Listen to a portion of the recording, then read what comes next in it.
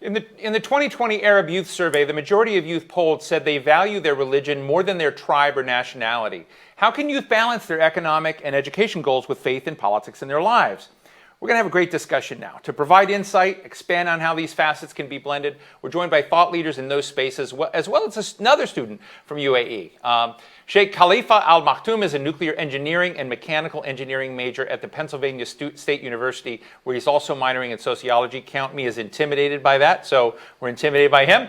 Karen Young is a resident scholar at the American Enterprise Institute, where she studies political economy in the Middle East. I'm a regular consumer of her emails. If you can get on her email list, it's a really powerful set of perspectives regularly on the region. Tariq Al-Gawari is a scholar of Islam and comparative religions, having studied at both Princeton and the Al-Azhar Seminary. He's the creator of the Coexist Foundation, as well as Making Sense of Islam. And Rana Abtar, great friend, Lebanese-American journalist, senior correspondent with Al-Sharq Assad, a pan-Arab daily newspaper. Thank you all for joining us. I hope you've been enjoying some of this program. So, we've been talking to students, and I'm just going to start with our student here, and then we'll kind of move all around, but I'm interested, Sheikh Khalifa, in the kind of broad question of how we looking and trying to understand and hear the Arab youth in this. Last year, it came out loud and clear from students. They said faith is where they're at, but they don't like how it constricts their lives. They don't like the way in which it spends more time in the region cutting off opportunity than expanding opportunity. This year is a little more nuanced. That while they identify with faith more than family or tribe, at the same time, overwhelming numbers want to see reform. So you want to go into nuclear engineering. Right? You're going to be in that area. So I'm interested in how all these equities sit in the mind of the typical Arab youth, and we'll go around with that. So your thoughts?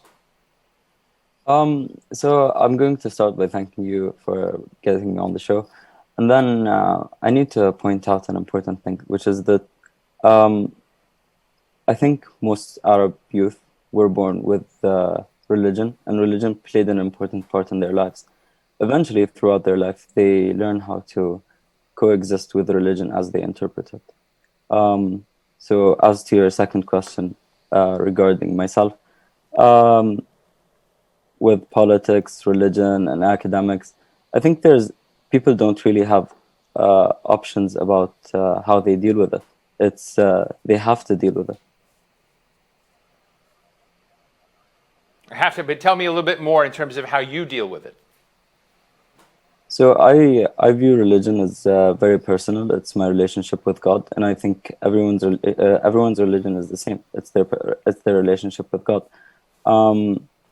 As for when you mentioned reform, I don't think there needs to be like an institutional reformation. I think there needs to be an individual reformation about the interpretation of how people understand religion. Well, thank you. Well, Tariq, let me ask you the same question. And obviously, one of the things in the back of my mind right now is, I don't want to be narcissistic and think about the United States and all the stuff we're going through. But, religion, politics, faith, job, how people see this world is a big part of what we've just seen unfold last week. What do you think those tensions are like for some of the youth that we polled in this study? What are your insights into that? Well, we all have multiple identities. So it's not black or white, it's not either or. And I think religion is one of those meta identities. I think religion stands above, almost everything else. And religion is slow moving. It's not a fast moving aspect of society. It's not as fast as fashion, for example, or cinema or literature. And it's slow moving on purpose, because embedded in religion is the concept of ethics, it's the concept of the metaphysical, of theology, law, etc., religious law, etc. So one of the problems is, I think young people, sometimes they're put into a situation where they think it's either or, it's all or nothing. And I think what I try to do with my students and with my community and with my children is to explain to them it's both, it's this and other things. We have multiple identities, and that's completely natural. With regards to politics, I must say, though, I have a very specific, emphatic point, which is that religion belongs to high politics, not low partisan politics. And I think it's very, very dangerous, especially in this country, that we inject religion into partisan politics. So as somebody who leads a community in the Washington, D.C. area, I have to stay above partisan politics. I might have people in my congregation that that are Republican, or the majority probably would be Democrat. But even if somebody harbors Republican tendencies, I must be able to tend to them as well. So we must be clear that religion should not be injected into partisan politics, because one of the meta goals of religion is to unite people and not to divide them. I really appreciate that perspective, and very thoughtful about high politics, low politics. But Rana and Karen, and all of you really, but one of the things I'm always haunted by when I do these events and moderate it, I ask myself, what will we have missed 2 years from now if we look back? Like, rather than doing this kind of static thing today, I mean, both of you are such experts on what the stabilizers are in the region. What are the parts of this story that are not yet consolidated and not comfortable? And so I'd love to hear from both of you. It's kind of a blind spot thing, but how are you looking at the things that are driving change and either progress or crisis in the Middle East? Karen? Well, thank you, Steve, and thanks for the invitation to be with you all. I mean, 2 years from now, I hope that we'll be at a point where we're recovering from the pandemic and the economic consequences of the pandemic. But as the survey suggests, a lot of the grievances within the Middle East, particularly that young people feel, are structural and predate the pandemic, predate the collapse of oil prices, and those things have to be reckoned with, right? And so that's the structure of ownership in the economy, the reason why people feel that corruption is a barrier to their ability to, meet their dreams, to be able to start their own businesses or to feel independent or to be able to compete with the state.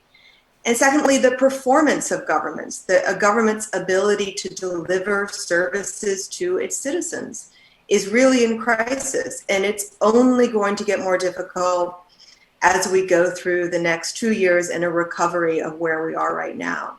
And for many states in the Middle East, this is about the government's ability to collect tax revenue, to do that basic thing, to take the revenue from the productivity of its citizens and return it in services, whether it's healthcare, education, military protection, and protection for the elderly and vulnerable groups. And these are things that governments on the healthcare front in the Middle East have done decently well in terms of, if you look at per capita infections and deaths from COVID, the Middle East looks pretty good. But in terms of people recovering to productivity, recovering to, seeing economic growth at, levels from 2018, 2019 is going to be a lot more difficult. So I hope that we're going to see some changes in government policy and the way that they can respond to this, terrible moment we're in right now. Thank you, Rana. I'm sensitive as well that, and I mentioned earlier in the program that if you read the data from this study and, where Lebanon comes out, it's not a pretty picture. And I don't want to give you Lebanon and typecast that you way, but you have insights in there, but kind of talk about the region. But, Lebanon looks messy. Am I wrong? No, I wish you were. Well, first, thank you, Steve, for having me. And Absolutely. It's good to see you virtually. And thank you also for the amazing panel that you have. I want you to give me Lebanon at this point, because I can tell you from my own experience, having lived there for most of my childhood. And I came here when I was like 24 years old. So I've been through the struggle that most of the youth there is living today. And unfortunately, I agree with Karen in the sense that COVID is a big issue today in Lebanon and the Middle East, but that's not what the main issue there. Like, people, even in Lebanon, when I ask my friends, are you worried about COVID? They tell me, we are worried about living, period. It's not COVID. It's just being in Lebanon, like, having that horrible bomb in Beirut port destroyed a lot of lives. And it's not that those lives were living a good life before. They were miserable being there with the economy, with the sanctions, with just living in a corrupt environment, with all the leaders, all of them. Not there's no exceptions, unfortunately, today in Lebanon. And you have this youth who they just want to be able to get a job. And I love this part about the study that you have is they mention specifically in Lebanon the word wasta. This word, you can't find a translation for it anywhere because it's basically, it means that you can only get a job. You can only go to a certain hospital if you have connections. If you don't have those connections, you can pretty much die on the street. Hospitals will not take you in if you don't have the money. And add to it, and I'm sorry, I'm being very dark here, but that's the reality, unfortunately, because I'm talking with a lot of people on the ground there, and that's what they tell me. They just want to get out. Like people are asking me on every week, I'm getting messages from friends, family. I have 2 brothers in Lebanon. They just want any opportunity to leave and to be able to get a job outside of Lebanon. So I don't see light at the end of the tunnel because, as you know, Steve, it's just Lebanon with all, like, I'm seeing more sanctions coming, and it's good because those sanctions are actually targeting certain political figures that are responsible for corruption in Lebanon. But there's also no aid. There's no international aid going to the people there, and there's nothing. People cannot even get their own money from the banks there. Even if you have the money, you can't use your money. So, well, Ron, I really appreciate it. I mean, I just want to tell people we have people watching. I reached out to young people I know in Oman, in Algiers, in Morocco, in Yemen, in UAE, in Saudi. I mean, there are a lot of people out there watching this right now, and who also will look at it later. And I believe in candid talk about how things really are, and so I appreciate your candor. But I want to go back to Sheikh Khalifa in a moment, put him on the hot seat. You're a nuclear engineer. One of the things I always find interesting is how science is looked at in the region. You're becoming part of that application of engineering and science, which a lot of people have. It occurs to me that UAE, I moderated a discussion with Yusuf Otaiba and with Ellen Stofan. Ellen Stofan is the head of our National Air and Space Museum. She is the former chief scientist at NASA. On the day that the UAE blasted a rocket up to launch its Mars probe, it's committed to a moon landing. And I'm just interested, and I know that's a pretty picture of the UAE and how science fits. But do you think science, that kind of science and science that's sort of out there, nuclear stuff, space stuff, is something that's uplifting for the region? Is it a realistic standard when you kind of look back at the grit and grime that Rana was just describing? I'd love to get your thoughts. Definitely. I think science is for everyone. It's for all nations.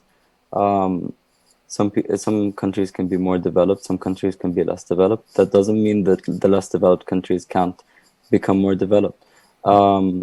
As science is implemented all across the Arab world, a lot more people are going to learn more. They're going to get more educated. They're going to know how to develop their countries. And I don't think there's anything wrong with countries being, or the UAE sending a space probe while other countries are struggling. Well, thank you. And before I leave you, I want to go to the others for a minute. Is there anything about the American education and political establishment that you think we need to know when it comes to international students in our country right now? Is there anything we could do better than we're doing now? Just let loose. I mean, definitely, it has been a scary time. A lot of people haven't come back because of COVID. A lot of students have had to go back to their countries. And we don't know when they're going to come back, if they're going to come back because of the restrictions. Hopefully things are going to get better soon. But yeah, it's difficult with all these uncertainties. Anything you want the establishment to do, your school or I hate to talk about politics, but I mean, I'm just interested in what can we do better for international students in this country? I mean, there are a few things that are that definitely can be done better. But overall, I think the government and the universities here, as well as the people, they are really accepting of international students, and they like how we bring something new to the table. Well, thank you. I love how succinct you are. Tariq, be less succinct. But Tariq, one of the things I love about what you do is you think about social glue, social cohesion, what tears it apart, what brings it together. And again, we're talking about a lot of different divergent forces. And, you're a social sculptor. You're sort of looking at how you bring these different swaths of folks together. And I guess I'll ask you the same thing. I mean, the reason that I love this study is it put me in the heads of, young people far away. And I think it is important for Americans to be curious about what folks in the Arab world are thinking. And so I had it, but I was sort of asking myself, how do we get other Americans to actually look beyond themselves and to be interested? I didn't want this to be a broadcast of Arab youth attitudes. I wanted it to be American curiosity about Arab youth. And I'm just interested in what insights you have about how you can engineer mutual curiosity or empathy, if you will. Well, there's an ancient Arab saying, "Bididdiha taraf al-ashya." By opposites, things are known. So oftentimes, my experience is that when people learn about other people, other religions, other cultures, other language groups, other civilizations, they are forced to look within themselves more. Whenever I encounter a homogeneous society or community or population, you see that there's something lacking. They're used to everyone looking like them, thinking like them, dressing like them. So I'm all for the plural meeting of people, bringing people across these different divides. I think it's very fundamental, and it doesn't wash away the differences. We're not here to do that. That's not going to work, nor is it practical. But rather, it sheds light. Okay, if that person thinks like that, how do I think about that? I've never asked myself that question, or I've never been asked that question. So I'm forced to articulate myself. To articulate myself, I have to dig deeper through those multiple layers of identity that I mentioned. And I think that this is one of the great things about Joseph Campbell's The Hero's Journey. And we are all on that hero's journey, that journey within us through our multiple identities to find out what it is that we stand for, what it is that we believe, what kind of life that we want. And having that tension is a great way of bringing that out. It's a great way to force somebody to articulate themselves and to be innovative and to be creative. So I think that this is a wonderful opportunity. Well, thank you.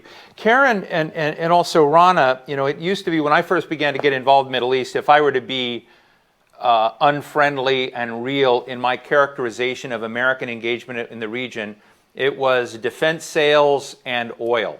And, that was where the politics and the economics centered around the region, or terrorism, another dimension. Do you think we're getting at a point where other dimensions of the relationship are important?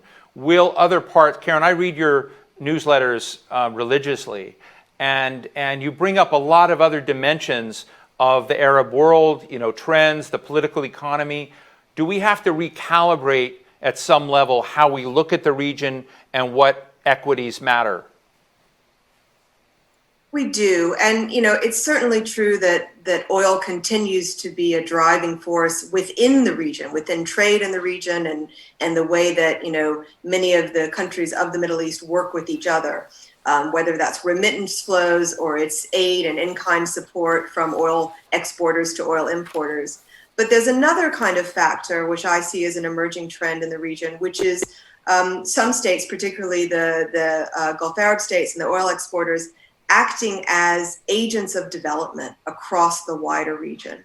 And so this is a point of intervention, a point of potential cooperation for the United States to help kind of create visions for, how do you create jobs? How do you create growth?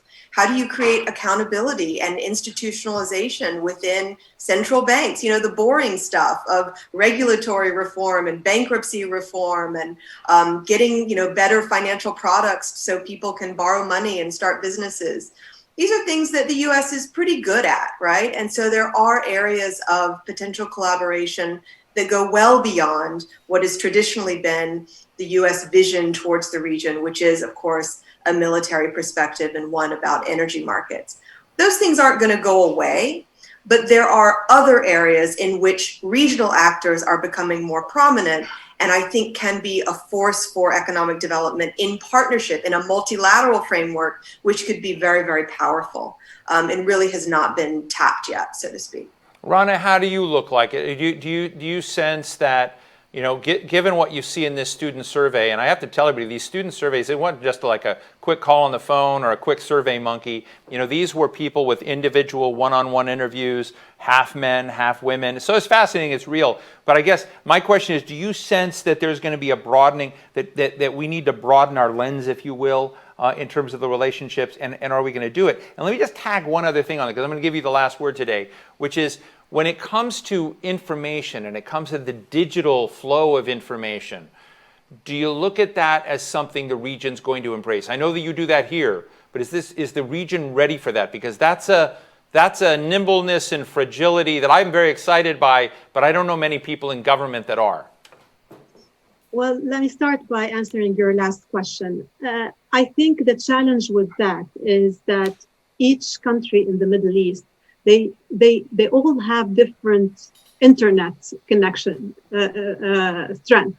So let's say a country like the UAE, they have excellent internet connection, and they can be very active on social media, and that would make communication in that sense much easier, much faster. Just like we're talking here in the United States, it's the same. If we're talking about the United Arab Emirates. But if you take other countries, like let's say Lebanon, for example, it's very hard sometimes to even have the power on to be able to actually watch what's going on and to be connected on the internet.